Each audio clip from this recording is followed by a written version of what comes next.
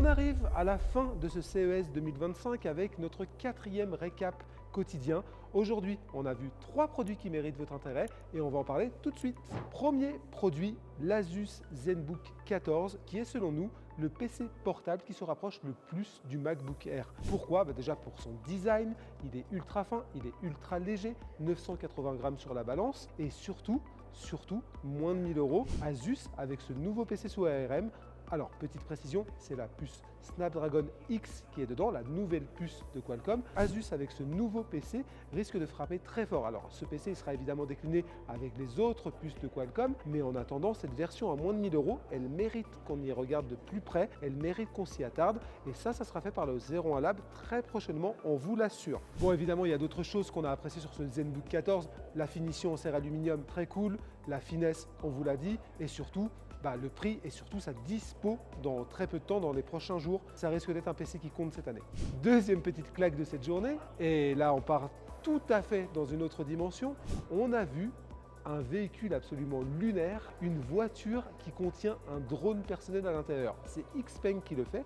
Xpeng, vous ne connaissez peut-être pas, c'est une jeune marque chinoise qui a débarqué notamment en France il y a quelques mois. On a testé récemment le G9, un de leurs SUV sur 01net, et globalement c'est une marque qui s'inspire énormément de Tesla, sauf sur une partie, quand Tesla / SpaceX fait des fusées, et bien Xpeng, eux, ils font des drones. Ils ont aussi une division aéronautique, mais elle est spécialisée dans les drones. Et là, ils ont présenté un véhicule qui pourrait ressembler à un concept, mais ce n'est pas un, c'est un vrai véhicule qui a été construit, qui a été fabriqué et qui a même été en vente. Il y a 3000 commandes qui ont été passées, et ce véhicule hallucinant sur 6 roues, avec un drone à l'intérieur, un drone capable d'emporter jusqu'à 2 personnes, et bien ce véhicule-là, il va être en vente, alors en Chine évidemment, parce qu'on ne peut pas voler en drone en France, pas encore en tout cas, mais en tout cas ce véhicule il va être en vente, on l'a vu, c'est énorme, c'est plus gros qu'un Cybertruck, et bon voilà, c'est une vision du futur, vision lointaine pour nous, mais ça reste quand même super impressionnant.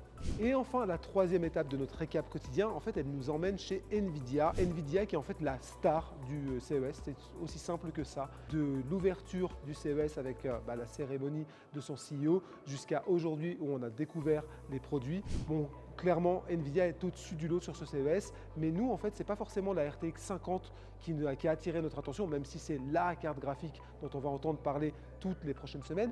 Nous, c'est une autre petite innovation, alors un peu plus, gaming orientée, qui nous a plu. C'est l'arrivée de GeForce Now sur le Steam Deck et sur les casques de réalité augmentée. Pourquoi c'est intéressant? Tout simplement, si on prend le cas du Steam Deck, ça va remplacer un PC gaming. En fait, en payant l'abonnement à GeForce Now, on va avoir accès à un énorme catalogue, jusqu'à 2000 jeux, et surtout, on va pouvoir enfin, avec cette application native, profiter de la puissance de GeForce Now, c'est-à-dire des serveurs d'Nvidia et de la RTX 50, on en parlait jusque-là, pour streamer nos jeux via le Steam Deck. Et donc, globalement, on ne va pas dire plus besoin d'investir dans un énorme PC gaming ou dans un PC portable de jeu, mais globalement, le Steam Deck va vraiment faire le boulot. On a essayé sur Cyberpunk, qui est quand même pas un petit jeu, et ça marche du tonnerre. Ça arrive dans le premier semestre, et on est très impatient de le tester en profondeur. Voilà, c'est terminé pour notre récap quotidien du CES. On vous donne rendez-vous, alors pas au CES de l'année prochaine, mais on vous donne rendez-vous très bientôt, parce qu'en fait, on va faire un énorme bilan, un bilan global de toutes les tendances de ces CES, et on vous en parle très bientôt sur notre chaîne. À bientôt!